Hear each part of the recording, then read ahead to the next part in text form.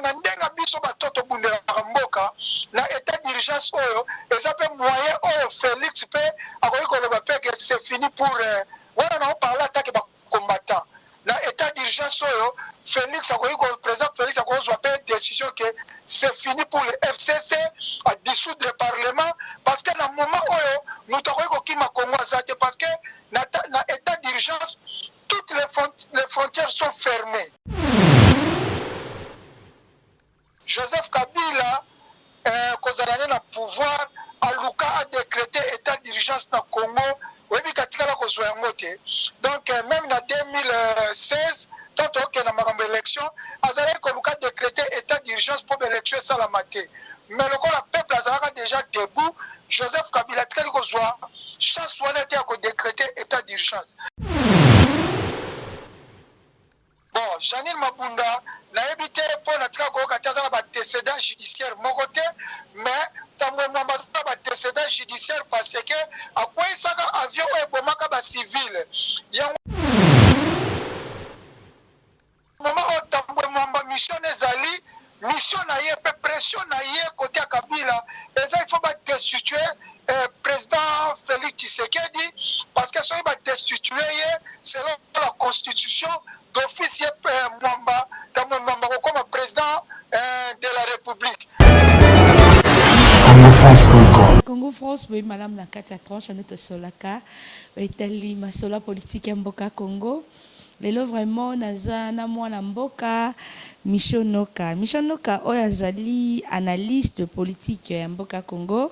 Aza. Congolais, où il y avait un Londres, malgré que confinement, ils ont le monde entier. Mais toujours mes kaka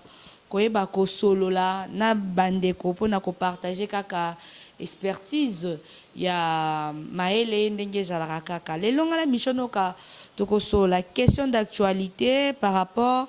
ndenge mboka eko kendele. Eza makambo lelo toko so la na frère Micho, toko so la na frère Micho makambu oyo ya ndenge mwana mboka Tambwe Mwamba par rapport ya makambu tukolekana ya congrès makambu eza mo ebelebelo tukosola na frère Micho Christian Touré Kenzo toki kozonga nanga mbariji comme ça tozonga epa ya frère Micho mutualité misunga yo moko misunga tokate mutilinga la tezake yo moko misunga nga déjà na sadere nela sabre na koki na Turquie Suède nga na Suède mame na salefo na kamala dina bela kaponga na sina sadere la pétrolière grâce Mandela voilà misunga ya grâce Mandela la pétrolière quoi donc ngai na sina sadere et puis ba lycée na matu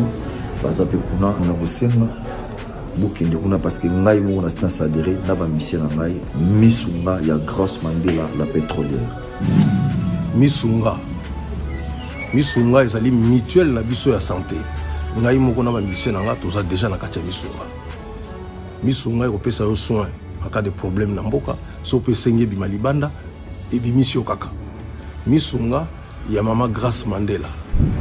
Allô ngaya wa santé eza misunga ah hey okatelinga lingala pona santé mwana mon fils pour ma santé misunga ah okatelinga lingala bandeko misunga ezali kokatela mutulingala te ezali mutuelle de santé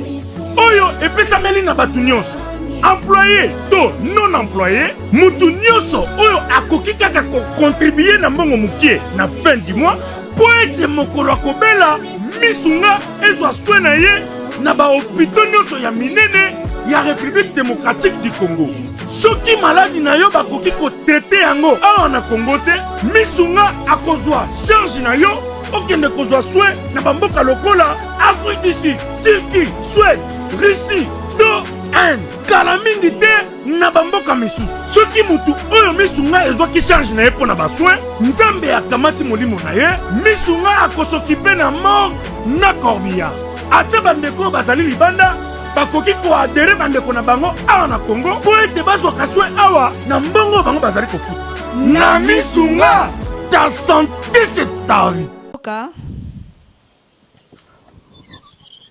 Bonjour Margot, c'est bien moi le frère Michono, respect spirituel. Vous pouvez tout le monde. Michonoka affaire ya Etat politique et puis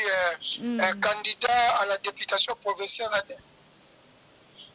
Un candidat à la députation provinciale il y a 2018. Michonoka affaire ya état d'urgence oyo président Felix a déclaré qui ozwaki yango ndenge nini a tomoni FCCP balingi ba jouer président Felix G mais Dieu merci Nzambe ayebi ko bimisa bango na poasa yo yambaki yango ndenge nini. Merci mingi tango président Félix a décrété qui état d'urgence. En tout cas nambaki yango bien parce que mboka eza na problème moko mokili eza koleka mpenza na problème ya maladie oyo ya coronavirus COVID-19 mais président Félix a décrété état d'urgence eza état d'urgence moko sanitaire po ba état d'urgence ya bandenge délai eza état d'urgence ya tango ya guerre pe ali état d'urgence ya tango ya crise moko mais oyo ya décrété ki eza état d'urgence sanitaire mais na sepelaki mingi parce que c'est un chef de l'État aza na droit ko décréter état d'urgence mpona koprotéger population na baka nyonso ka ya maladie ka ya bataki ya guerre ya barebelle tout ça mais eloko moko na sepelaki atake biso baactiviste bato tolukaka mboka na biso Congo mpenza ezwa état de droit ya malamu oyebi na koloba pie bato bazose rappele Joseph Kabila kozala ne na pouvoir aluka a décrété état d'urgence na Congo oyebi katikala kozwa yango te donc même na 2016 tanto oke na makambo élection azalaki koluka décrété état d'urgence mpo baélection esalama te mais lokola peuple azalaka déjà debout Joseph Kabila atikali kozwa chance wana te ya kodécrété état d'urgence donc na ndenge biso bato tobundelaka mboka na état d'urgence oyo eza mpe moyen oyo Félix mpe akoki koloba mpe ke c'est fini pour wana na oparla atake bacombattant na état d'urgence oyo Félix akoki président Félix akozwa mpe décision que c'est fini pour le FCC à dissoudre Parlement parce que na moment oyo moto akoki kokima Congo aza te parce que na état d'urgence toutes les frontières sont fermées donc moto akoki kokima te donc bato nyonso baza confiné oyo nyonso bazalaki mbeba soki balobi bakanga bango lelo bakokanga bango donc na cadre ya biso bacombattant nakoki koloba ke le président Félix peut profiter na état d'urgence oyo mpona kokanga bato nyonso badetourna bambongo mpo baza na place akokima te parce que les frontières de la République sont fermées. Par rapport ya mwana mboka Janine Mabunda waza président ya Assemblée nationale ya Kinshasa na mwana mboka Felix Tambwe Mwamba o aza président ya Sénat ya mboka Congo plutôt na lingeki na loba babengisi congrès po na yo ezalaki po na nini po awa bato bazomona lokola balingaki ba destituer président Félix lokola mokonzi ya mboka Congo. Merci mingi. Premièrement, eza kabal moko eza na kati na koloba bien que soko zui Janine Mabunda ozui Tambwe Mwamba bazali ba président ya ba assemblée wana oto benga ba président nommé parce que bazo travailler na contre FCC. Bon, Janine Mabunda na ebité pour na tika ko kataza na ba décédant judiciaire moko te mais Tambwe Mwamba za ba décédant judiciaire parce que akwesaka avion e bomaka ba civil yango na soki olingo ba bien tokota na ba vidéo okoka musée Laurent Désiré Kabila ko yebisa biso qui est Tambwe Mwamba. Donc na moment o Tambwe Mwamba mission ezali mission na ye pe pression na ye côté Kabila eza il faut ba destituer président Felix Tshisekedi parce que soki ba destituer ye selon la constitution d'office Mwamba Tambwe Mwamba comme président de la République. Donc souci na ye azosala ba manœuvre nyonso azwa président Félix na motif moko boye po ba destituer mais na makambo ya congrès président Félix a consulté ki bango avant a décrété état d'urgence a consulté ki bango après attaque président de la République a eu ba prérogative n'attaque président de la République autre bien ba circonstances monsieur ça ba circonstances atténuantes. Donc le président peut décider même na makambo urgence et ça en fait un sous que a eu décision même ça ko consulter bango mais a consulter ki bango mais lokola bango bazana ba cabal bazana ba projet na bango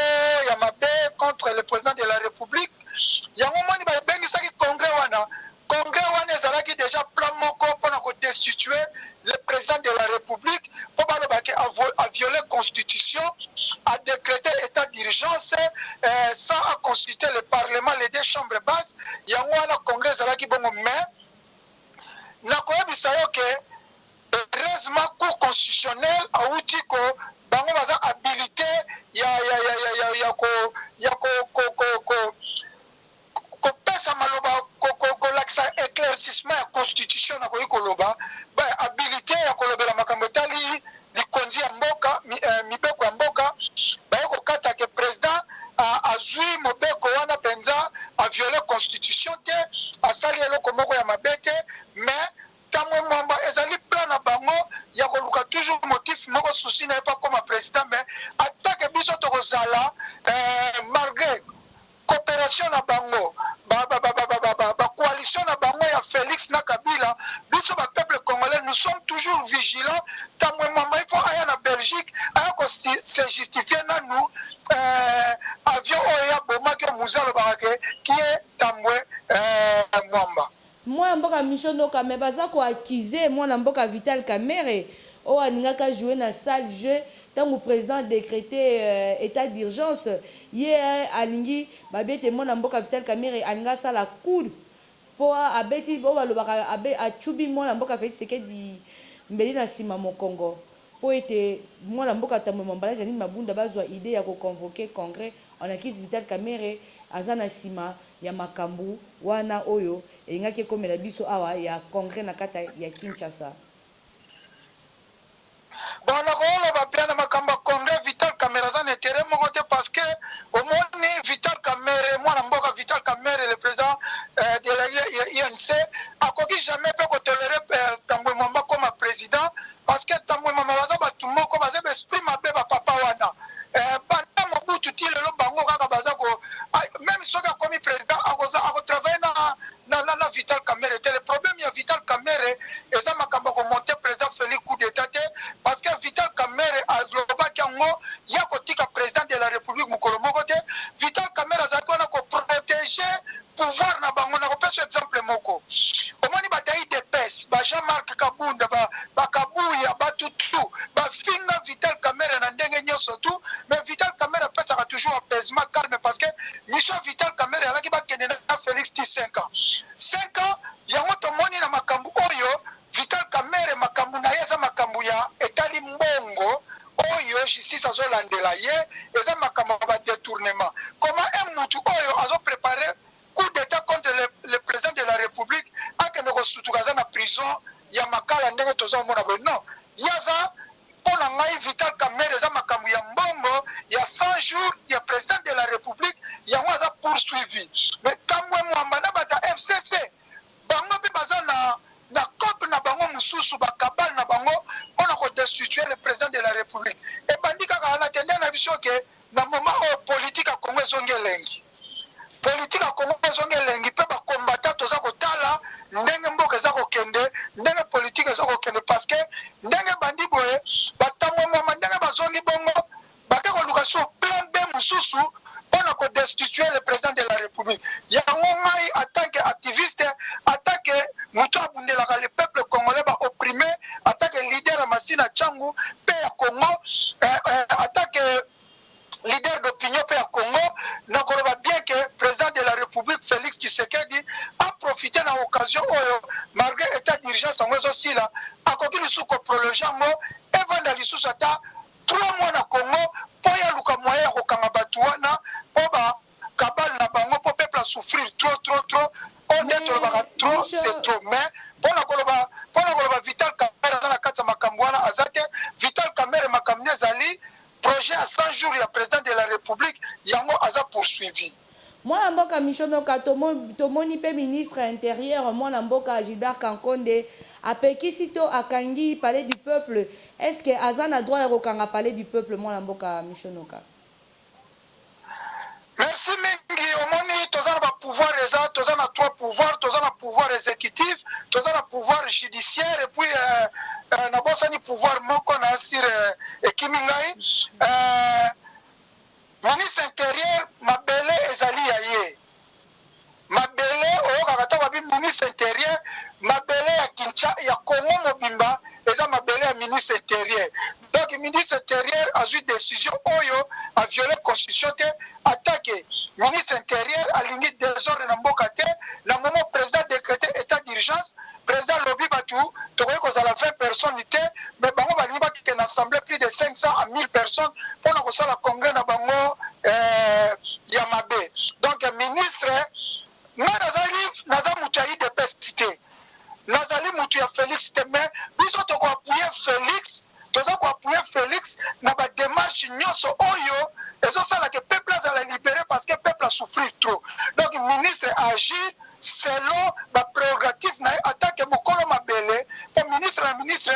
aza na baprérogatives na ye donc agir mpona apermettre quand même bato babomi Congo bato badétruit Congo les députés nommés bakende kosangana na parlement te mpona kodestituer le président de la république parce que lelo malgré Félix aza na bacoalition na bango soki Félix président Félix lelo badestituer mboka kokoma tokozonga lisusu na système ya kabila ngo tozobisa mwana mboka président Félix afungola misu apusa meme mpona ngai état d'urgence wana eke na 3 mois mpona momo tokangakanga bato wana nyonso mpo bayibi bambongo ba 200 millions ba 15 milliards ba 15 millions ba 100 millions bakanga bango bazongisa mboka wana mpo totonga mboka na biso Congo.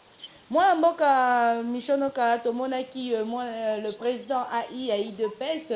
Oazali, vice-président et Assemblée nationale, Jean-Marc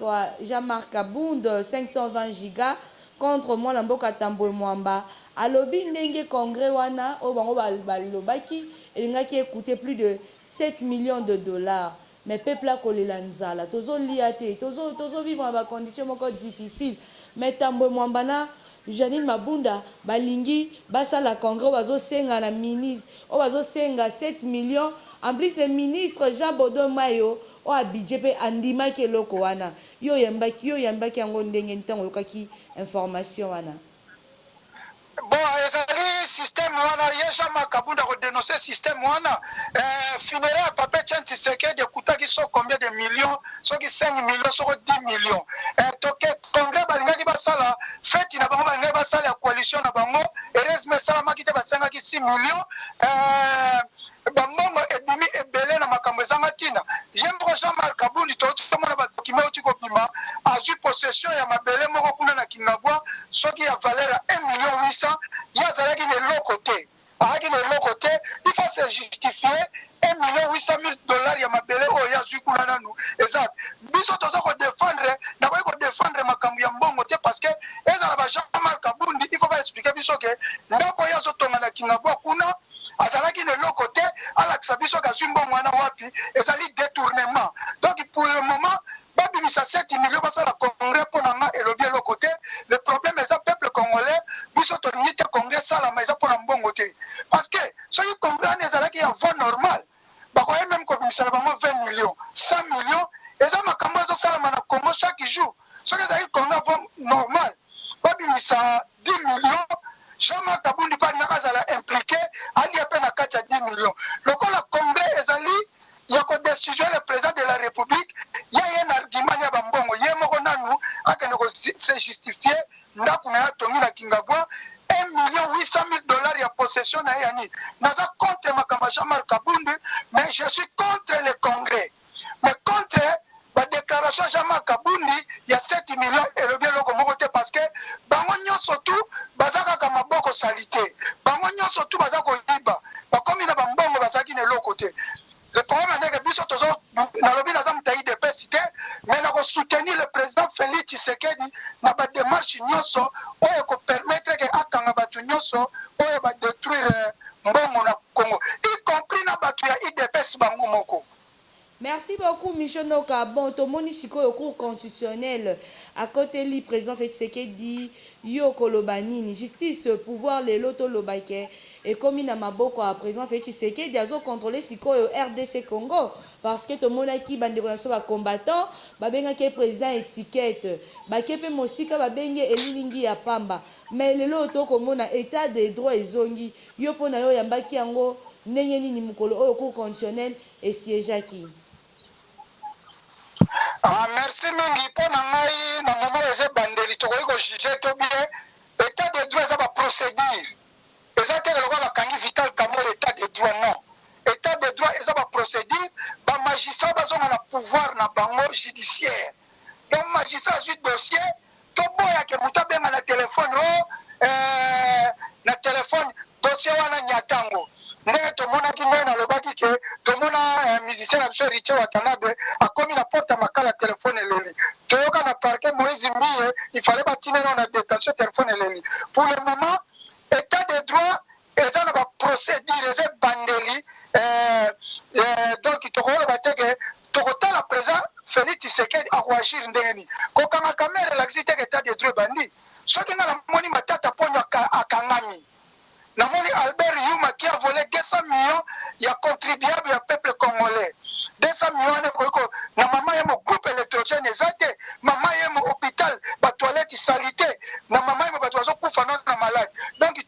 tokobetela président Félix Maboko soki tobandi komona nanu tokoloba nanu Kabila te mpo aza nzoko monene mais tobandi komona nanu bato bakabila babandi kokangama Albert Yuma akangami mpo na 200 millions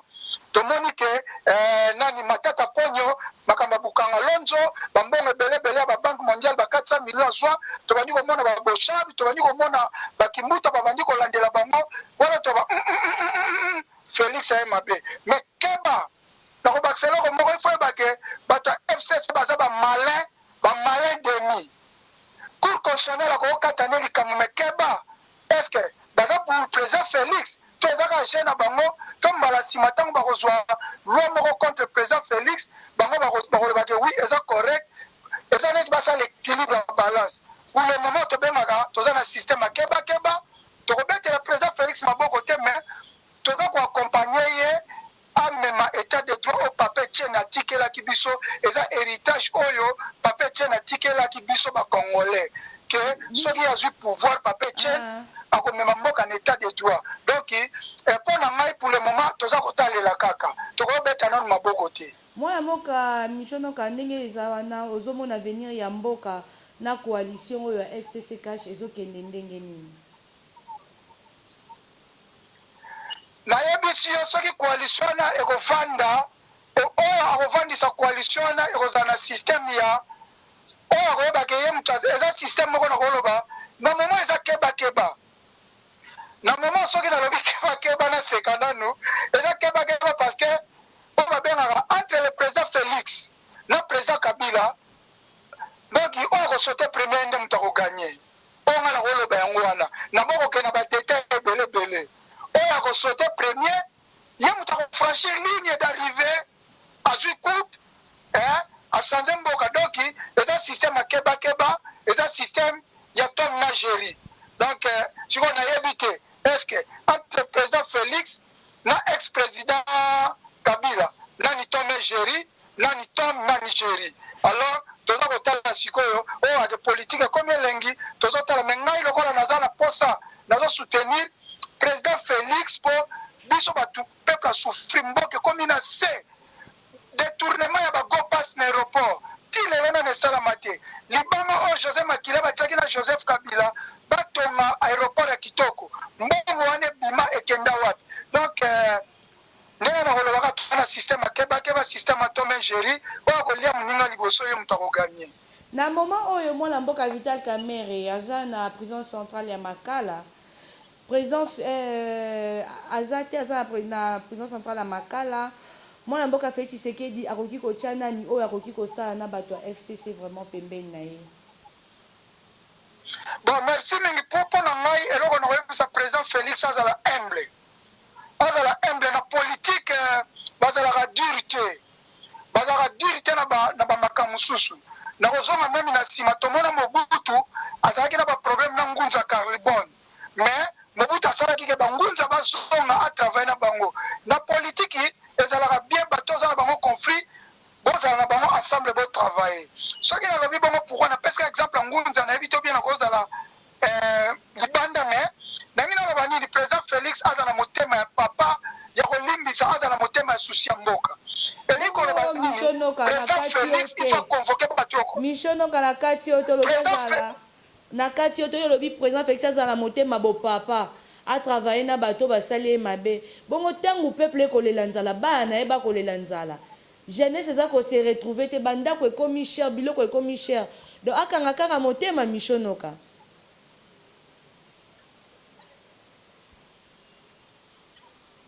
bon na sino na sisaki koloba te bato na ngina tanga batika kosala président Félix Mabete eza ba conflit politique na pesa exemple Mubake atikala osala Félix Mabete Mubake asali Félix Mabete eza ba intérêt ya ba conflit politique na moment ya président Félix aza na bato kwa ba Mubake baza bato bayebi IDPS bien ba Mubake baza bato baza solide akoki kotia même Mubake directeur ya cabinet na ye na moment oyo eza kaka président Félix aza na kanda te conflit bazalaki nango na ntango ya dialogue bachange ya parole basalaki na nani balimbisana alimbisa na kozonga te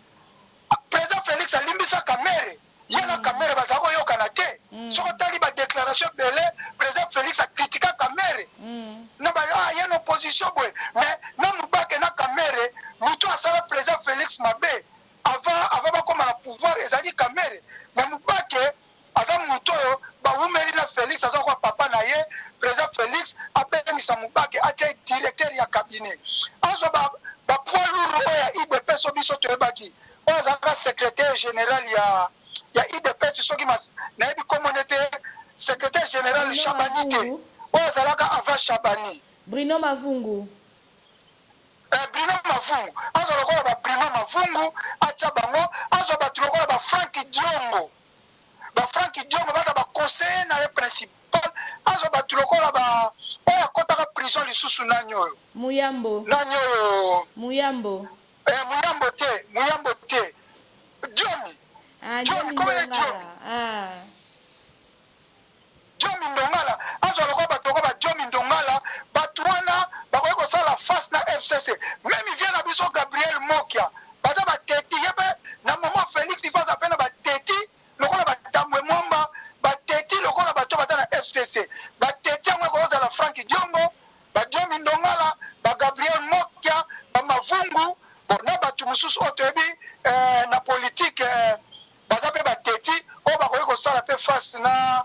FCC conseil na koopesa wana aza papa amikitisa abenga bato wana baza pembeni na ye mpona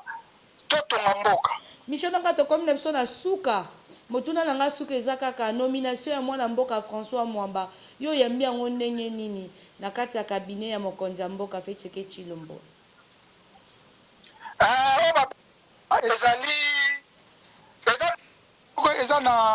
eza na actualité te parce que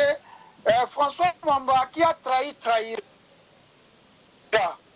vous comprendre François Mwamba na okaka soki autaka na IDPS je ne sais pas mais ngai ntango na bandi kolandela politique ya Congo nayebi ke François Mwamba azalaki na MLC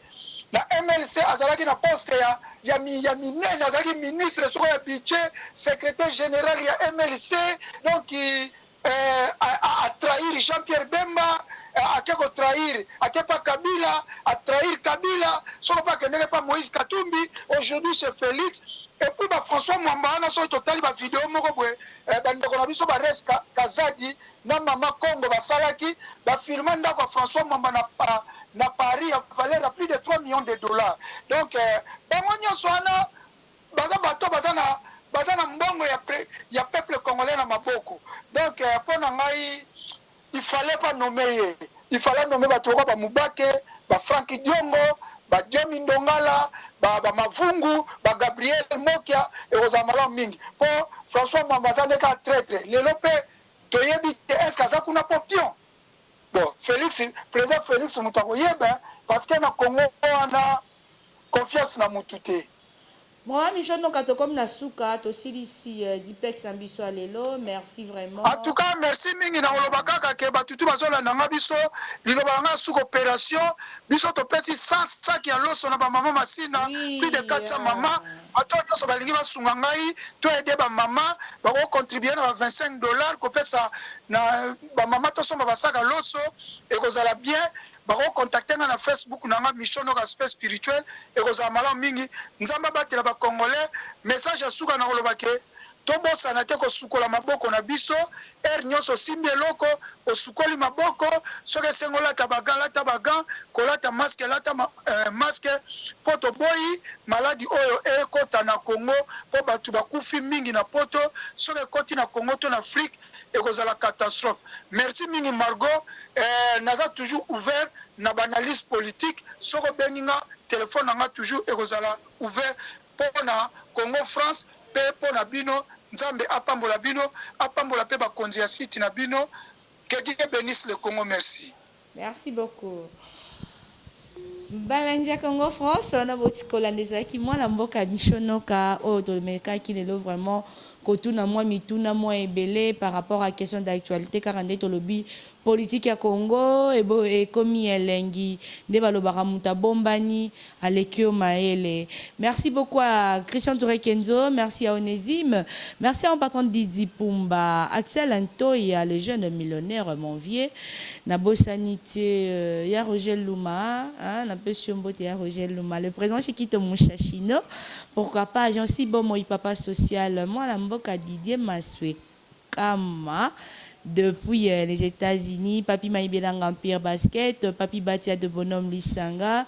En tout cas, tout le monde est dans le Karobo Sanate, jeune Joe quoi, Sylvain Lukongo, impresseur clone Dombassi. Mes condoléances à toute la famille Dombassi. En tout cas, merci à Gisèle Tatimer, double moté, ma prince, à Jiko Winer, Couple Cagnac à Londres. Merci. À le Bols Kassayan, mes condoléances, le Bols Kassayan depuis Londres, à Takioukoufélande Konek, à la maladie à coronavirus. N'a présenté mes condoléances à mon papa Béton, président Felix Tshisekedi Lombo, Otomoni, Monsieur l'abbé Gérard Moulumba, Hortikotika Bisso, Bambo Tepe Belé et pas le pacificateur Vital Kamere, Balobiete. Makaleza nango centre de rééducation donc vandana no moto pe manano. Merci vraiment balana biso ya Masolo Politik mboka Kongo lelo tokokota sikoyo na analyse na biso ya songi